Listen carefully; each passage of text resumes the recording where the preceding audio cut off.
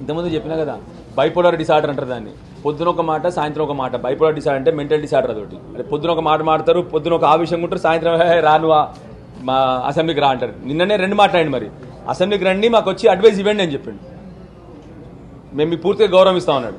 First of all, ఒక ముఖ్యమంత్రి అసెంబ్లీలో 3-4 సార్లు ఇప్పటికి నేను మీకు గౌరవిస్తా అంటే ఏంది అన్నట్టు?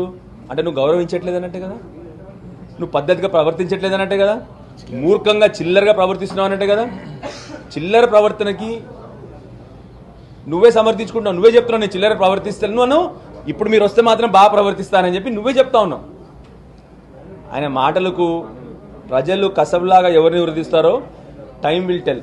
100% ప్రజల్ని న్యూస్ పేపర్ల మీడియాలో హెడ్లైన్స్తోని ప్రజల్ని మోసం చేసుకుని రోజు, కానీ ప్రజల అనుభవంలోకి వచ్చిన తర్వాత ఎవరు కసబ్లాగా వృద్ధిస్తారో తప్పకుండా ప్రజలు నిర్ణయిస్తారు.